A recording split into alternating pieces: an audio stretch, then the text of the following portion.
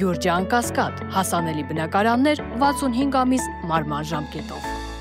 Ադրբեջանի պաշտպանության նախարարության հաղորդագրությունը, թե իբր ապրիլի 6-ին երեկոյից մինչև ապրիլի 7-ը ժամը 4:30 ընկած ժամանակահատվածում Հայաստանի զինված ուժերի ստորաբաժանումները կրակ են բացել սահմանագոտու արևելյան եւ հարավ-արևելյան հատվածներում տեղակայված ադրբեջանական դիրքերի ուղղությամբ չի համապատասխանում իրականությանը։ Հիշեցնենք, որ Հայաստանի Հանրապետության վարչապետի աշխատակազմը առաջարկել է հրադադարի ռեժիմի խախտման դեպքերի եւ կամ այդ մասին տեղեկությունների հետաքննության Հայաստան-Ադրբեջան համատեղ մեխանիզմ ստեղծել, ինչին մինչ օրս Ադրբեջանը չի արձագանքել։ Ալիևն ում տեսնում է, ում հետ խոսում է, հիշում է հայերին, Գերմանիայի նախագահն էլ առանց Ալիևի ստերի բեռի չմնաց։ Ֆրանկ Վալտեր Շտայնմայեր Իլհամ Ալիև համատեղ ասուլիսում հայտարարեց, թե բանակցություններում գլխավոր խոչընդոտը եղել է այն, որ մինչև 2024 թվականի հունվարը մեջբերում Հայաստանը հաստատակամորեն փորձում էր խաղաղության պայմանագրում ներառել այսպես կոչված Լեռնային Ղարաբաղի Հանրապետության ճակատագիրը։ Այսպես եղել է, թե ոչ, արտգործնախարարությունից են պատասխանել լրատվամիջոցի հարցմանը, ասել են, թե Արցախի կորստի հրամանագրի ստորագրումից հետո հարցը օրակարգից դուրս է եկել։ Լեռնային Ղարաբաղի հայության բռնի տեղահանության եւ Լեռնային Ղարաբաղի լուծարման վերաբերյալ հրամանագրի հրապարակումից հետո խնդիրը դուրս է եկել Հայաստանի Հանրապետության եւ Ադրբեջանի Հանրապետության միջև միջպետական հարաբերությունների կարգավորման օրակարգից։ Ադրբեջանն Արցախում իրականացրել է էթնիկ զտում ու ցեղասպանություն, քաղաքագետն է հիշեցնում։ Ասում է, եթե այս հարցը պաշտոնական Երևանի օրակարգում չէ, չկա նաև Ադրբեջանի հետ բանակցություններում, ապա այն չի կարող լինել նաև միջազգային որևէ հարթակում։ Դրա վտանգավոր հետևանքները ըստ փորձագետի կլինեն անխուսափելի, բաց թողնելով Արցախի հարցի շրջանակներում այս հանցագործությունը քննարկելու հնարավորությունը։ Հայաստանը բաց է թողնում նաև դրա հետագա կրկնության դեմ պայքարի բոլոր հնարավորությունները։ Քաղաքագետը զգուշացնում է, այդ կրկնությունը բացառված չէ։ Ադրբեջանը պահանջում է, որ իրեն տրվի Զանգեզուրի միջանցքը, այսինքն Հայաստանի Հանրապետության տարածքից ռազմավարական նշանակության ահռելի մի կտորի բռնազավթում է դա նշանակելու, եւ Հայաստանի ինքնիշխանության ոտնահարում ու ստորացում է նշանակելու, եւ այս պայմաններում էթնիկ զտման ու ցեղասպանության քաղաքականությունն է, որը եթե դու մի հատվածը լրիվ անտեսում ես, քո հանդեպ հիմա կիրառվում են արդեն դրա շարունակությունը։ Արցախի հարցը միջազգային քաղաքական օրակարգից անելը արգելում է նաև Հայաստանի օրենսդրությունը։ Քաղաքագետը հղում է անում անկախության հռչակագրին ու Գերագույն խորհրդի 92 թվականի հուլիսի 8-ի որոշմանը, որը գործում է։ Բառացի ես ես համար կարդամ։ Հայաստանի Հանրապետության համար անընդունելի է համարվում միջազգային կամ ներպետական ցանկացած հաստատում, որտեղ Լեռնային Ղարաբաղի Հանրապետությունը նշված կլինի Ադրբեջանի կազմում։ Հիմա այսօր մեր սահմանադրությունը գործում է, կա նաև ցեղասպանության կանխարգելման կոնվենցիա, որը Հայաստանը նույնպես ստորագրել է, եւ այդ կոնվենցիայով նույնպես պարտավոր է պայքարել ցեղասպանության դեմ, որը հենց իրեն է վերաբերում։ Մոռանալ նշանակում է համակերպվել մյուս բոլոր պահանջներին, այստեղ Արցախի հարցը բանակցությունների սեղանից հանելու ամենամեծ վտանգը։ Չպատժվող ագրեսորը կարող է դիմել նոր գործողությունների, ու եթե տուժող այս դեպքում Հայաստանը հանցագործի հետ այսպես ասենք խնդիրներ պարզելու ոչինչ չունի, ապա միջազգային հանրությունը դժվար թե խառնվի գործերին։ Ադրբեջանում ապօրինի պահվող հայերի դատավարությունների մասին լուրերը թեկուզ կառավարական խմբագրումներով ավելի հազվադեպ են դարձել։ Նկատելի է, որ դատավարության գործընթացը դանդաղում է։ Միեդում հայ գերիների շահերի ներկայացուցիչը մեկնաբանում է, խաղաղության պայմանագրի ստորագրման հետ կապվել է գործընթացը։ Դրա դանդաղ ընթացքով է պայմանավորված նաև դատավարությունների ձգձգումը։ Եթե պետք է ազատ արձակեր, որովհետև խաղաղության փաստաթղթի ստորագրումը պետք է ապահովեր այս անձանց ազատ արձակումը, նրանք չպետք է ազատ արձակվեին որպես անպարտ անձինք, նրանք որպես հանցագործներ պետք է ազատ արձակվեին այսպես կոչված ներումների, համաներումների համատեքստում։ Սահակյանը նաև պատմում է Մարդու իրավունքների խորհրդի 58-րդ նստաշրջանի շրջանակներում ադրբեջանցի պատվիրակների հնչեցրած մեղադրանքների մասին, ուղղված հայկական կողմին, նաև գեներացված պահանջների, որոնք բարձրաձայնել են։ Մասնավորապես Ադրբեջանը խոսել է 300,000 ադրբեջանցիների այսպես կոչված արևմտյան Ադրբեջան վերադարձի մասին։ Այդ տերմինների գործածումը խաղաղության մասին չէ, կառուցողականության մասին չէ, նաև փակ դռների հետևում դատեր անցկացնելը։ Այստեղ իրավապաշտպանը հիշեցրեց, դիմել են միջազգային կազմակերպությունների, որոնք կարող էին դատավարությունների հետևել, բայց Ադրբեջանի իշխանություններից մերժվել են։ վերահաստատում ենք այն մասնագիտական տեսակետը, որ Ադրբեջանում ընթացող դատավարությունները գաղտնի են, փակ են եւ ոչ հրապարակային են, ինչը արդար դատաքննության իրավունքի կոպտագույն խախտում է։ Հայ գերիների ցուցմունքների մասին իրական տեղեկություններ ըստ էության չունենք, ձայնային հրապարակումները պարզ չեն լսվում, դրանք թարգմանված են։ Վստահ չենք կարող լինել դրանց իսկության հարցում։ Իդեպ վերջին հրապարակումներից մեկը Արցախի ազգային ժողովի նախկին նախագահ Դավիթ Իշխանյանի հարցաքննությանն է վերաբերել։ Ըստ պետական Ազերթաջ գործակալության Արցախի խորհրդարանի նախկին ղեկավարը պատասխանելով դատախազի հարցին, թե որն է եղել Ղարաբաղյան առաջին պատերազմի նպատակը, ասել է Ղարաբաղի միացումը Հայաստանին։ Իշխանյանն ասել է նաև, որ ադրբեջանական զինուժի դեմ մղած մարտերում պարգևատրվել է մարտական խաչ շքանշանով։ Թեև պարզից էլ պարզ է, որ ճնշումներ կան, բայց ըստ իրավապաշտպանի կա համապատասխան կամք ու խիզախություն ամբողջովին չտրվելու այդ ճնշումներին։ Բոլոր դեպքերում այդ կարմիր գծերը պահպանված են եւ չնայած մեծ ճնշումների նրանց հայտարարությունները ցուցադրում են, որ Արցախը ունեցել է ինքնորոշման իրավունք եւ իրավաչափորեն իրացրել է անկախ լինելու իր իրավունքը։ Արցախի նախկին պետնախարար Ռուբեն Վարդանյանի փաստաբան Ջարեդ Գենսերը հարցազրույցում խոսելով Բաքվի բանտում պահվող հայ քրիստոնյա ռազմագերիների մասին նշել է, որ նրանց ազատ արձակումն առաջնահերթություն է Ամերիկայի նոր վարչակազմի համար։ Մեզ ասվել է, որ բանտարկյալների ազատ արձակումը պետք է նախապայման լինի, որպեսզի նախագահ Թրամփը անվերապահորեն աջակցի խաղաղության գործընթացին։ Իդեպ հայ առաքելական եկեղեցու հետևորդ Ռուբեն Վարդանյանին Բաքվի բանտում արգելել են աստվածաշունչ ունենալ։ Սա ամրապնդում է այն համոզմունքը, որ նա ու մյուսները հետապնդվում են ոչ թե որ նրանք ենթադրյալ անջատողականներ են, այլ քրիստոնյաներ։ Օրվա արդիվ անհետ կորած զինծառայողների ծնողները այսօր լուր բողոքի ակցիա են իրականացրել կառավարության շենքի դիմաց։ Նրանք նշել են, որ իրենց համար չկա ուրախություն կամ միայն ցանկություն իմանալ որտեղ են իրենց երեխաները, իսկ օրվա առիթով ծաղիկներ սպասում են միայն իրենց տղաներից։ Ու ասում են, որ աշխատում եք, 5-րդ տարին անգամ չեք կանչել արձակնել, թե տղայիս ով տեսավ, ով գլուխը կապեց, ով էր կողքը, այդ ամբողջ տեղեկությունները ես եմ ձեզ տվել, մենք ենք հավաքել, ամուսինս ա եղել այդ տվյալ տարածքում, որտեղից գերեվարել են որդուս, քանի անգամ Այնի Կարմիր խաչի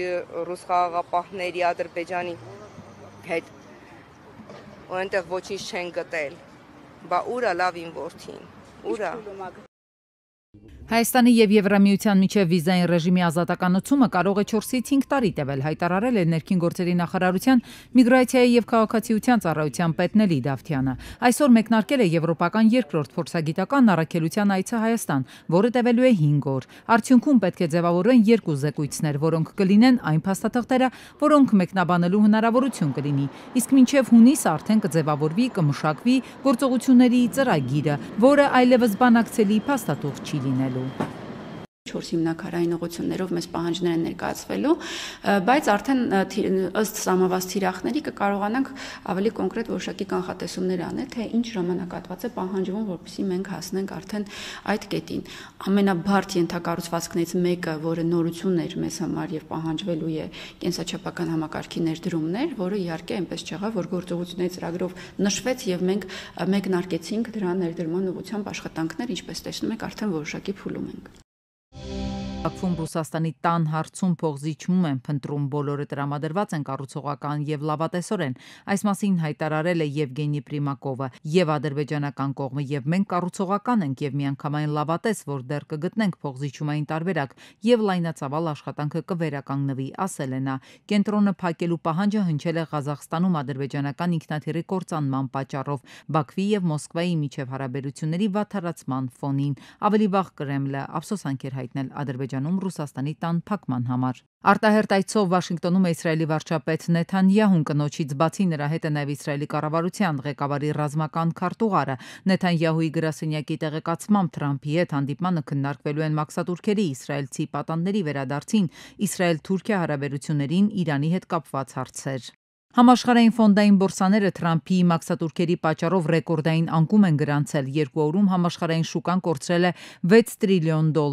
Չինաստանի ֆոնդային շուկան բացվել է 10% անկումով, ինչը 2008-ից ի վեր անկման ռեկորդային ցուցանիշ է։ Brent տեսակի նավթի գինը 2021-ի ապրիլից ի վեր առաջին անգամ նվազել է 1 բարելի համար $64-ով։ Բիթքոյնի արժեքը 2024-ի նոյեմբերի 7-ից ի վեր առաջին անգամ նվազել է $75,000։ Ճապոնիայի Ցուշիմա կղզու մոտակայքում շտապօգնության ուղղաթիռ է կործանվել։ Ծովում հայտնված ուղղաթիռում հիվանդներ եւ բժիշկներ են եղել։ 6 ուղևորներից 3-ը զոհվել է։ Ճապոնիայի առափնյա պահպանության ծառայության տեղեկացմամբ թռիչքից 10 րոպե անց ուղղաթիռի հետ կապը կորել է։ Վթարի մանրամասները ուսումնասիրվում են։ Ամերիկայի Միացյալ Նահանգներ ներկրվող բոլոր ապրանքների համար կսահմանվի 10% հավելյալ մաքսատուրք, ավտոմեքենաների համար 25%։ Հավելյալ մաքսատուրքեր են սահմանվել բազմաթիվ երկրների դեպքում փոխադարձության սկզբունքով, այդ թվում Հայաստանի համար 10%։ Ռուսաստանի Դաշնությունը չկա այս երկրների ցանկում, մինչդեռ Ուկրաինայի դեպքում կգործի գումարած 10% մաքս։ Վարչական շրջանները առաջին երամսյակային սեփական եկամուտները պլանավորվածից քիչ են հավաքել։ 17 միլիարդ 24 միլիոն 163 հազար դրամի փոխարեն հավաքվել է 16 միլիարդ 58 միլիոնը։ Կատարողականը 94.3%, թերակատարումը 965 միլիոն դրամ։ Թերակատարման հիմնական պատճառ է հանդիսացել փոխադրավարձի գծով եկամուտների թերհավաքագրումը շուրջ 1.5 միլիարդ դրամ, որը պայմանավորված է Երևան քաղաքի հավաքանու տարբեր որոշումներով, նշված եկամտատեսակի մասով սահմանված արտոնություններով, այդ թվում նաև մինչ 2025 թվականի փետրվարի 28-ը ձեռք բերված փաթեթների համար լրացուցիչ 1 ամիս անվճար երթևեկելու հնարավորության տրամադրմամբ։ Շտաբ բուժօգնություն ընկերությունում ներդրված հետադարձ զանգի համակարգը հնարավորություն է տվել կանչերը սպասարկել 100%-ով։ Ուշացումով կամ անպատասխան զանգեր ըստ Երևանի քաղաքապետարանի աշխատակազմի առողջապահության վարչության պետի չկան։ Համակարգը կներդրվի նաև համայնքային առողջապահության կենտրոններում։ Համարյա թե պրակտիկորեն չենք ունենում վաստուղնված զանգ եւ բողոք, նույնը ուզում ենք ներդնենք առողջության կենտրոններում։ Որքան էլ որ տարօրինակ չէ, բայց ժամանակին մենք այդպիսի ժամանակներ ունեցել ենք, երբ որ մարդը զանգում է շտապ օգնություն եւ կարող էր հասանելի չլիներ շտապ օգնությունը, հիմա նմանատիպ դեպքերը բացառված են։ Երևանի համայնքային մանկապարտեզներում կտեղադրվեն տեսախցիկներ, սա ըստ քաղաքապետարանի առաջին հերթին երեխաների անվտանգության մանկապարտեզների գործունեությունն առավել վերահսկելի դարձնելու նպատակով են անում։ Ընդհանուր առմամբ ձեռք է բերվել 1700 տեսախցիկ, ծրագրի առաջին փուլում 158-ը արդեն տեղադրվել է։ Հաշվի առնելով պայմանագրով ստանձնած պարտավորությունների կատարման ժամկետը սահմանված է մինչև մայիս ամսվա վերջ, խնդրում եմ հանձնարկանի ժամկետը երկարաձգել մինչև հունիսի 1-ը վերջն արդյունքը ձեզ զեկուցելու նպատակով։ Շատ լավ, երկարաձգենք մինչև հունիս ամիս։ Քաղաքապետարանը տեղեկացնում է, որ անցած տարիներին դիտարկվող քաղաքներում փոշու ամենաբարձր մակարդակը գրանցվում էր Երևանում։ 2024-ին այդ ցուցանիշը նվազել է եւ Երևանը 4-րդն է օդի աղտոտվածությամբ։ Հրազդանում 40-ամյա հրուշակագործի մահվան դեպքով նախաձեռնված է վարույթ քրեական օրենսգրքի 162-րդ հոդվածի մասով։ Առաջին մասում մասնավորապես նշված է սպառնալիքի, դաժան վերաբերմունքի կամ արժանապատվությունը նվաստացնելու եղանակով անձին անզգուշությամբ ինքնասպանության կամ ինքնասպանության փորձի հասցնելը։ Պատժվում է ազատության սահմանափակման առավելագույնը 2 տարի ժամկետով կամ կարճաժամկետ ազատազրկման առավելագույնը 2 ամիս ժամկետով կամ ազատազրկման առավելագույնը 2 տարի ժամկետով։ Նշենք, որ դեպքի առնչությամբ նշանակված է փորձաքննություն, կատարվում է նախաքննություն։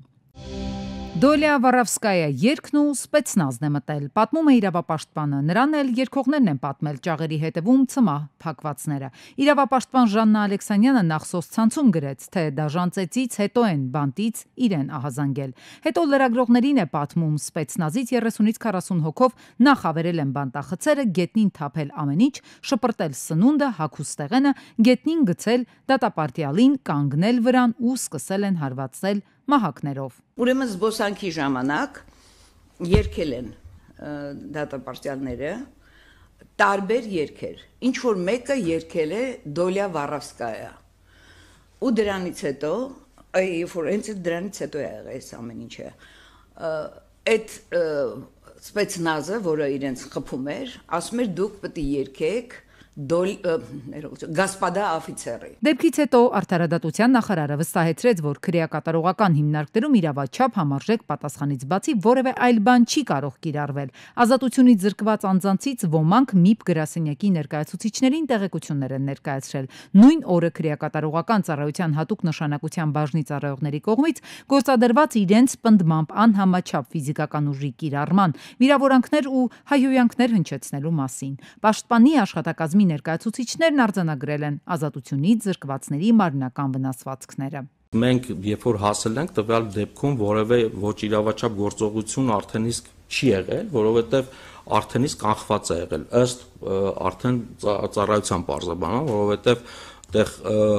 կանխվել ասածը դուրս են բերվել ենթադրվում է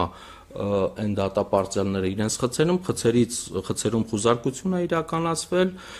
որից հետո նորից այդ անձինք նաև տեղավորվել են այդ խցեր։ Այսինքն մեր այցի պահին Տիկին Ալեքսանյան որևէ ընթացիկ գործողություն իրականացնելու պահ չի եղել, այսինքն ավարտված է եղել, ձեզ ասել են դատապարտյալները։ Այո։ Ժաննա Ալեքսանյանի պնդմամբ, եթե ինքը չհազանգեր, բանտարկյալները արնաքամ եղած կմնային գետնին, քանի որ նրանց բուժօգնություն չէր ցուցաբերվել։ Իսկ ձեր գնալուց հետո երեկոյան կողմը բերել են կոտրված թևով ծնա դատապարտյալին։ Տիկին Ալեքսանյան, ես կարող եմ անուն ազգանունը ասել։ Եթե դժվար չասեք, մենք կփորձենք։ Բայց մեր աշխատակիցները մինչև օրվա ժամը 9:00 եղել են քրեակատարողական հիմնարկում։ Ուշ ժամի են բերել, էլի, 9-ից հետո երևի։ Մուրադխանյան։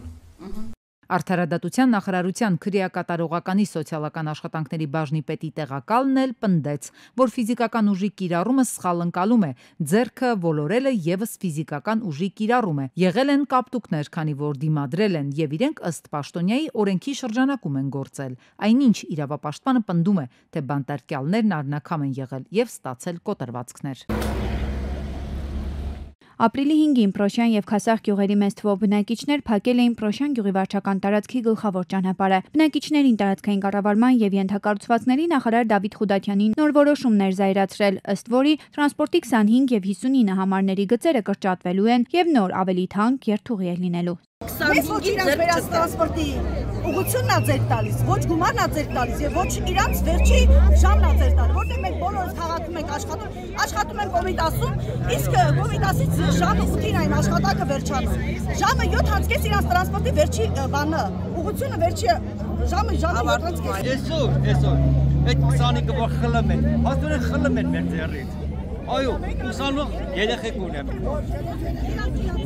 Որքան գումար ես կարողանամ հաստատեմ, որ այդ երեխաներին ուղարկեմ դասի։ Քաղաքացիների խոսքով ճակերտավոր բարեփոխումը նոր խնդիրներ է ստեղծում երկու գյուղերի բնակիչների համար էլ։ Եթե նախկինում տրանսպորտի հետագիծը Պրոշյան Ավանզեյթունն էր, ըստ փոփոխության երթուղու սկզբնակետը Պրոշյանն է լինելու, վերջնակետը Երևանի ֆիզիկայի ինստիտուտը։ Սա եւս բնակիչների սրտով չէ։ Իսկավոր վիճակը կայանում է նրանում, ըստ գյուղացիների անարդարացի որոշումը իրենց տրանսպորտի հարցը չի կարգավորում, ավելի այն դարձնելու է ավելի ոչ պատշաճ, ոչ հարմար երթուղի։ 75,000 աշխատավարձ եմ ստանում։ Ես երկրորդ կարգի ինվալիդ։ Ամբողջ ոտքերս փշրված կոնստրուկցիաներով հավաքված։ Ես ինչի տեր եմ, որ տամ գամ։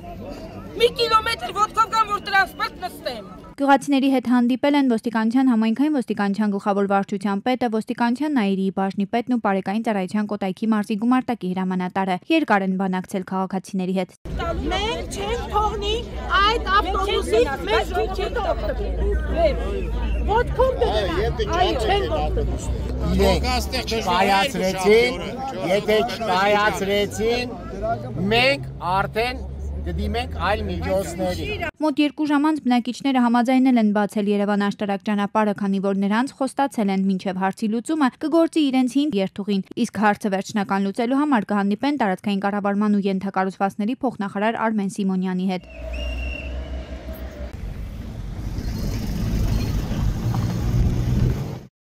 Սա Հայաստանի ամենապահանջված տեսարժան վայրերից մեկը Գառնի Գեղարդանող ճանապարհն է։ Ջրվեժ թաղամասից դեպի Ձորախբյուր մի քանի կիլոմետրանոց այս հատվածը երկար ժամանակ է անմխիթար վիճակում է։ Հին ասֆալտը հեռացրել են, փոխարենը նորը չեն արել։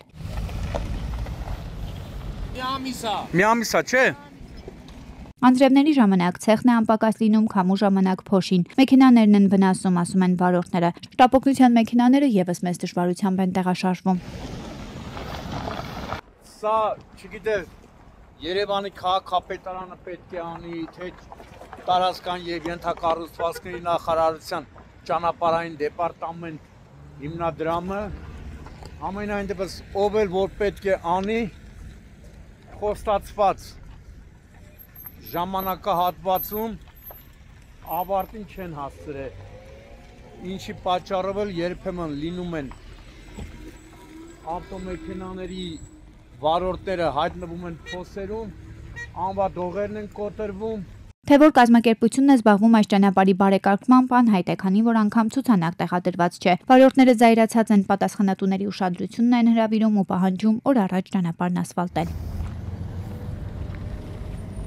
Ապրիլի 5-ին ողբերգական դեպք է տեղի ունեցել Մայրաքաղաքում 66-ամյա Վահագնը հանրապետության փողոցի 32 հասցեում կառուցվող էլիտար շենքի 7-րդ հարկից անզգուշաբար ընկել է։ Նրա դին հայտնաբերվել է շինհրապարակում, տեղում էր կենտրոնի ոստիկանապետը։ Սա կարելի է ասել Երևանում հերթական ողբերգական դեպքն է էլիտար շենքերում, որտեղ չի պահպանվում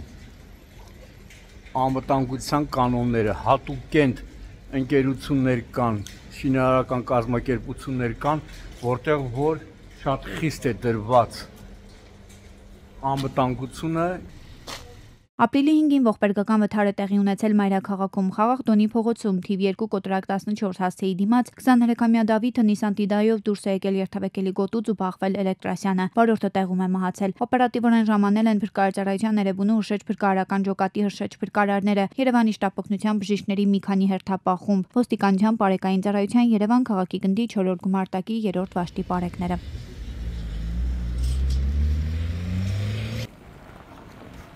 Ապրիլի 6-ին Volkswagen Passat-ը Եղվարդ աշտարակ ճանապարհին դուրս է եկել երթևեկելի գոտուց, բախվել քարերին, հայտնվել ձորում։ Վարորդին առաջին օգնության է հասել այդ վայրում անասնապահությամբ զբաղվող մի քաղաքացի, հետո այլ քաղաքացիներ ևս։ Օպերատիվ են գործել փրկարարության Եղվարդի հրշեջ փրկարարական ջոկատի փրկարարները, Եղվարդի Վանդանոցի շտապօգնության բժիշկները։ Վարորդը տեղափոխվել է Արմենիա բժշկական կենտրոն, նա ամրակապված է եղել, դրա արդյունքում է, որ չի հայտնվել մեքենայից դուրս։ Բարեկային ծառայության Կոտայքի մարզի գումարտակի բարեկները, գումարտակի հրամանատար Լևոն Բադալյանի հրամանատարի տեղակալ օրվա պատասխանատու Վահագն Կարապետյանի գլխավորությամբ սահմանազատել են տարածքը։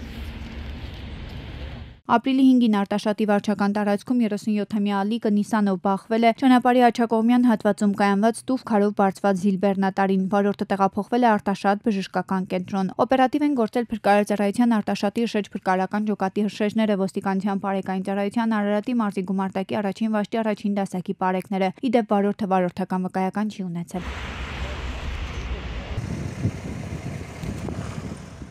Ապրիլի 5-ին Երևան երաշտ ճանապարհին բախվել են 62-ամյա Աշոտի Մերսեդես բեռնատարը եւ 32-ամյա Սարիկի ՎԱԶ 2101-ը։ Վերջինի վարորդը մարմնական վնասվածքներով տեղափոխվել է Արտաշատ բժշկական կենտրոն։ Օպերատիվորեն ժամանել են փրկարարության վեդի հրշեջ փրկարարական ջոկատի հրշեջ փրկարարները, ոստիկանության բարեկային ծառայության Արարատի մարզի գումարտակի 2-րդ վաշտի բարեկները։ Այդ հատվածն իսկական պատուհաս է դարձել, հաճախ են ճանապարհատրանսպորտային պատահարներ տեղի ունենում։